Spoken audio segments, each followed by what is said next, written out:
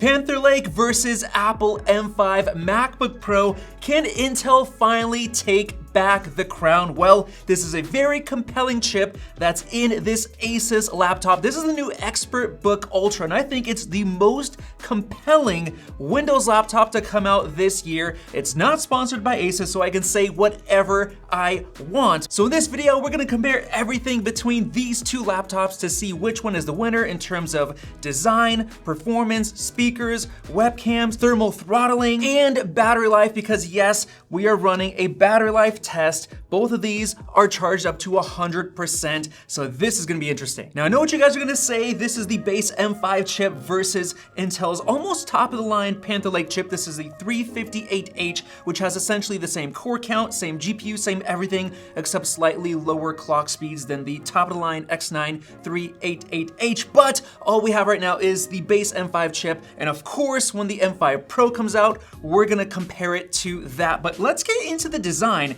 This is an absolutely beautiful laptop. I love that it has a 14-inch display. It's super compact with thin bezels, and it is insanely thin and light. It's only 0.43 inches thick versus 0.61 on the M5 MacBook Pro. It's also only 2.2 pounds versus 3.4 on the MacBook Pro. I also love its design with the nano ceramic coating, which is scratch resistant and smudge resistant. I love the chamfer design, which they literally had to drop these sections to fit the ports in because it is that slim. And from a top-down view, I mean, this thing looks beautiful. You have the same coating and no stickers. ASUS, thank you. And this trackpad is brand new for the ExpertBook Ultra. This is a glass haptic trackpad, and it feels absolutely amazing compared to the MacBook Pro. Basically the same. They have a fingerprint sensor right here, just like the MacBook has, and they did show us the full internal redesign from the ground up at CES. They've jam-packed everything in there, including 6 speakers with dual woofers. So let's go ahead and just test the speakers.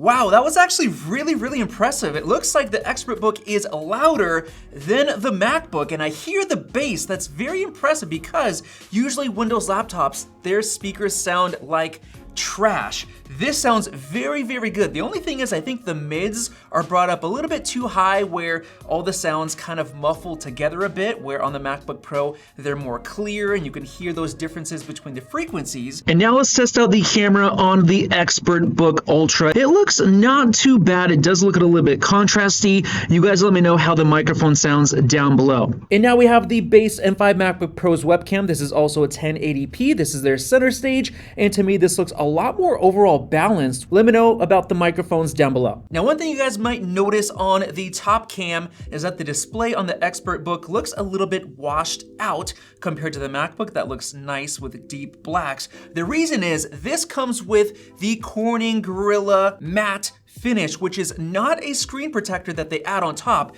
The glass is actually etched, just like Apple does with their nano texture, but unfortunately one of the side effects is that you see a little bit more of that gray washout effect, especially with our ceiling tiles. And that's a little bit unfortunate because this is the best display that I've ever seen on any laptop. This is a 3K Tandem OLED. Taking a look here, this is a YouTube video with HDR, 1400 nits. It's still very bright, almost as bright as 1600 on the MacBook Pro. And now this is where you start to see the advantages of the Tandem OLED. I mean, look how bright it is. Look how nice those colors pop. Look at that honey. It just pops out. And one thing you'll notice on the MacBook is that subtle halo effect you can see around very bright whites. And of course, the ExpertBook also goes up to 120 Hertz dynamic refresh rate, just like on the MacBook Pro. So I can't wait till we get this display on the MacBook because it is amazing. And finally, I want to talk about the port selection because it's pretty dang good on the ExpertBook. You have 2 Thunderbolt 4 Type-Cs, 1 on each side. You also have 2 Type-A USB 3.2 Gen 2 ports, one on each side. You also have a headphone jack, and you have HDMI 2.1, so it's fully loaded with great ports. While the MacBook has 3 of those Thunderbolt 4 ports, so it has an additional one. It also has MagSafe 3 for charging. It also has an SD card slot on the side, but the HDMI is not as good. And jumping right into Geekbench 6, you can see the chip and everything right here. It's the Core Ultra X7-3588. It's got 32 gigs of RAM compared to 16 on the M5, and it comes with a 1TB SSD compared to 512 on the M5. Holy smokes, guys, look at that! The Panther Lake, 13,980 compared to 6,797 on the M5. Guys, we made a huge deal about the M5's SSDs being a lot faster than the previous base M4, but look at this thing, over flippin' twice as fast. And as for the write speed, we have 8,000 on this laptop. That's 35% faster. Dang, ASUS, great job on these SSDs. But let's go ahead and start with the CPU test. While this is running, I do want to mention I set all of the power and battery modes to the highest performance, so we're seeing the best performance on battery. There you go, we have our scores, and dang, Apple still kills it in single core, 53% faster than this Panther Lake chip. And in terms of the multi-core, yes, the M5 is still faster, is about 16% faster than what we have with this Panther Lake 358H. Now, yes, this score is tested on battery. I did test it earlier, plugged in, it was about 16,500 when you have it charging, so it does pull out a little bit more power. Now, of course, we also want to test the web browsing. This is Speedometer 3.1, which basically shows you how snappy it is when you're browsing the web and using all your web-based apps. And would you look at that, the MacBook Pro is almost 2 times faster in terms of web browsing. And now let's get into our first test. This is web design within Figma, and this is a project provided to us by 500 Designs, one of the best design and marketing agencies in the US. And with this test, we basically just go down and we're gonna export 12 of these layers right here. There you go, 1 minute and 26 seconds. That's pretty quick. And oh my goodness, are you serious? 1 minute and 27 seconds on the M5. Panther Lake has its first win by just 1 second. And now let's hop over to graphics with the brand new Intel Arc B390 GPU compared to Apple's 10-core M5. Here we go, we've got the scores, and it looks like the M5 is still faster, 53% faster. But of course, a lot of people prefer to do gaming benchmarks like this, 3D Mark's Steel Nomad Lite, and dang, Panther Lake, not bad at all. The M5 scored 39.9 FPS compared to 38.4.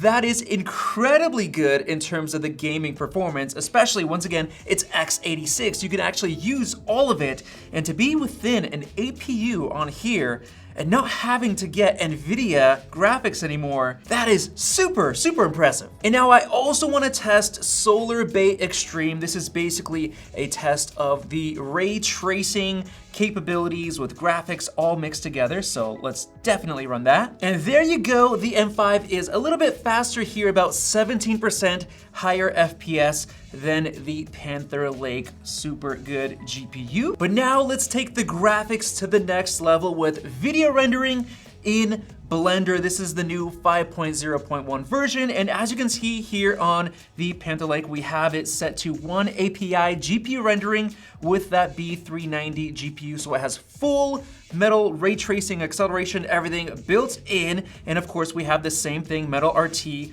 on the M5, so we're doing GPU only on these tests, starting with, of course, the classic BMW. There you go, BMW is now rendered. It took 12.7 seconds on the M5 and basically 22 seconds on the Panther Lake. So it looks like the M5 is about 10 seconds faster. That is quite a bit quicker. And now let's kick it up a notch. This is the PartyTug splash screen. Once again, cycles GPU on both of these. No way, guys. Panther Lake won. 55 seconds on the Panther Lake, 58 seconds on the M5. Wow, that is really, really flippin' quick for an APU. Intel, you are doing work. All right, that's it. It is time for business, guys. This is the Swamp project by a third-party developer. I think his name is Lasha 3D. Anyway, you can run this yourself. I'll leave the link down below, but he made this incredible project. All right, that's finally done. Took 11 minutes and 36 seconds on the M5 and 15 minutes and 24 seconds on the Panther Lake chip. So when it comes to something massive like this, the M5 gets way ahead. Maybe that's because of unified memory compared to 32 gigs, which is no longer unified like the previous Lunar Lake was. And now let's move on to photo editing. This is a Lightroom Classic. We're gonna be exporting 50 42 megapixel raw photos. I wanna show you guys quickly that I have the performance preferences open, and you can see your system automatically supports full acceleration. Yes, so that's using the GPU, and bam, the MacBook Pro is done. 36 seconds, and the Panther Lake just got to basically 50%. And there you go, Panther Lake just finished. 1 minute and 13 seconds, essentially over twice as long on the Panther Lake 358H compared to the M5. And now finally, let's jump into Cinebench. This is gonna be the real CPU rendering test that a lot of people are excited for. I'm just gonna do a single run of the multi-core test, and then I'll do the 10-minute run with the 2026 version. We can see that we're running at 2.4 gigahertz clock speed on Panther Lake compared to, look at that, P cores are at 4 gigahertz. By the way, the single fan on the M5 MacBook Pro is fully maxed out. This ExpertBook is very, very quiet right now. And dang, Panther Lake is not quite fast enough. We have 1,105 points on the M5, 853 on this Panther Lake chip. It could be because it is unplugged. Yep, that is exactly why it's on battery and it can't keep up the power, because I'm looking at the 2024 10-minute stress test 1122 that I ran earlier. So unfortunately, you gotta plug this in to actually beat the M5 MacBook Pro. Wow, it would have won if you plugged it in. But of course, since our main objective is the battery life test, we have to run it in this video. Everything on battery, like you should with laptops, because they're meant to go places and not just be connected and tethered to a cable all the time. All right, here we have Cinebench 2026. I've set it to a 10-minute throttling test. Let's go ahead and get started, and we'll come back in a few minutes to check out the temps. All right, guys, it's been a full 10 minutes. The MacBook Pro decided to do an additional run compared to the Panther Lake, which is almost done, but let's look at these temps, guys. All right, Panther Lake first, we have a hotspot right here at the top center, 41 degrees Celsius. Let's move over to the MacBook. Here we can see that super hotspot right there where the display is out. That's actually how it's expelling the air. But as for the actual chassis temp, dang, 43 degrees Celsius. So about 1.5 degrees Celsius hotter on the base M5 MacBook Pro. And the Panther Lake just finished, 3,440 points. The M5 is still going with that additional run, which will eat a little bit into the battery. All right, there you go. The MacBook Pro is now done. It scored 4,162 compared to 3,440. That makes it 21% faster in this stress test. Now, I do want to mention this was on battery, which yes, it loses performance. Well, I ran it earlier, the 10-minute, and it got 4,054. So definitely faster, about, what is that, like 500, 600 points higher. However, the M5 MacBook Pro still beats it even when this laptop is plugged into power. So there you guys go. With all of that testing and everything done, we've got to finish off with the battery life before I get into my own personal thoughts and conclusions, both on Panther Lake and how good it is, and this ExpertBook Ultra as well. Let's look at the MacBook Pro first. 40% battery life on the MacBook Pro. It's been about 2.5 hours since I unplugged them and started doing all the heavy testing. By the way, I want to mention that I had both of these maxed out to 100% brightness. They both have standard 600 nits. And as for the ExpertBook Ultra Panther Lake, 38% battery life, barely lower than 40 on the M5 MacBook Pro. That is extremely impressive. Intel, good job. ASUS, good job. Maxed out brightness, that is crazy good. I have not seen a Windows laptop perform this well in terms of battery life. Of course, there's a couple of caveats. It had to lower down the performance on battery, so that is definitely a minus. The MacBook Pro was faster in many of these tests. Of course, this is not the fastest Panther Lake chip. There's also that X9 388H, but unfortunately, it, I guess, doesn't come in this laptop, at least not yet.